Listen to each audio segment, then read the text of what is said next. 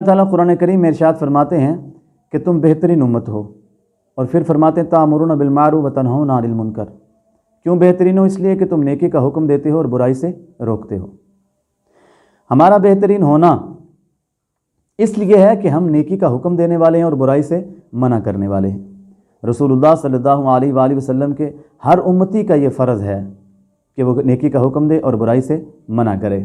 کریم آقا علیہ السلام نے فرمایا تم میں سب سے بہتر بلند مضبوط ایمان کا مالک وہ بندہ ہے جو برائی ہوتا دیکھے اور اپنے ہاتھ سے اس برائی کو روک دے۔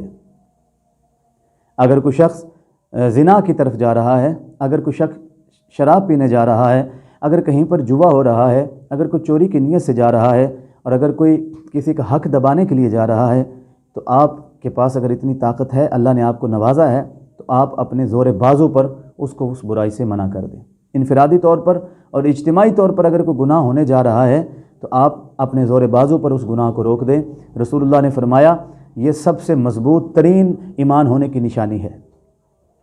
یہاں پر یہ نہیں کہا کہ وہ نمازی ہو تو روکیں، وہ حاجی صاحب ہوں تو روکیں، وہ قاری صاحب ہوں تو روکیں، وہ سخی ہو تو روکیں۔ فرمایا نہیں، وہ ایمان والا ہے اور اس کا سب سے بہترین ایمان ہے جو اپنے زور بازو سے برائی کو دیکھ کر اس کو روک دے۔ اور دوسرے مقام پر نبی پاک صلی اللہ علیہ وسلم نے دوسرے ایمان والے درجے کے لیے فرمایا کہ اس کے پاس اس سے تھوڑا کم ایمان ہے، دوسرے درجے کا ایمان ہے جو زور بازو سے تو نہ روک سکے لیکن وعظ و نصیحت کر کے، لوگوں کی رہنمائی کر کے، لوگوں کو قرآن و حدیث سنا کر، لوگوں کو اللہ کا خوف دلا کر، لوگوں کو اللہ کی خوشنودی اور رضا بتا کر لوگوں کو برائی سے روک دے، جہنم کے عذاب سے ڈرا کر لوگوں کو روک دے۔ یہ دوسرے درجے کا ایمان ہے۔ آج عموماً دیکھا جاتا ہے کہ برائی ہوتا دیکھ کر لوگ کہتے ہیں جی چھوڑو جی، ہمیں کیا، چھوڑو، ہم اپنے گلے کیوں لڑائی لیں، چھوڑو، کر رہے ہیں تو یہ کل کو بھگتیں گے۔ یہ بات نہیں ہے میرے بھائی۔ اگر آپ نے رسول اللہ صلی اللہ علیہ وآلہ وسلم کا کلمہ پڑھا ہے، آپ رسول اللہ صلی اللہ علیہ وسلم کی امتی ہیں، تو آپ کے لیے بھی وہی حکم ہے جو ہر امتی کے لیے ہے۔ آپ اپنے آپ کو امتی محمدی صلی اللہ علیہ وسلم سمجھتے ہیں تو پھر آپ کے لیے یہ ضروری ہے کہ آپ برائی کو روکیں، بزور بازو روکیں، نہیں روک سکتے تو وعظ و نصیحت کر کے روکیں۔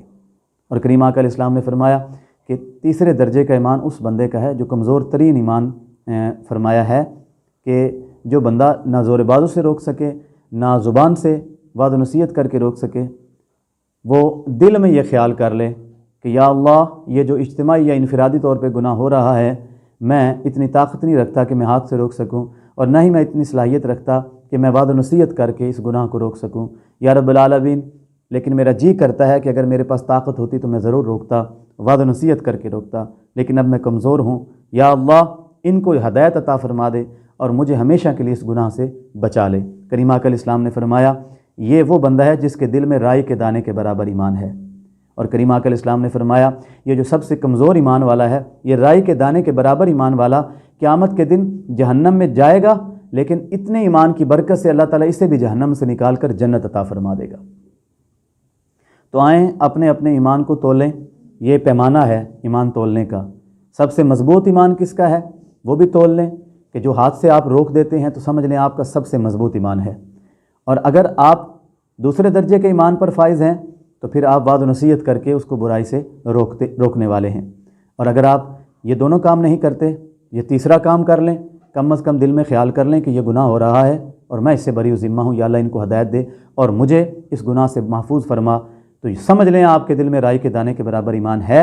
اللہ تعالیٰ انشاءاللہ ضرور بھی ضرور شفاعت مصطفیٰ بھی نصیب کرے گا، اور اللہ تعالیٰ ہمیں جہنم کے عذاب سے بچا کر جنت کی اعلیٰ نعمتیں بھی ضرور عطا فرمائے گا۔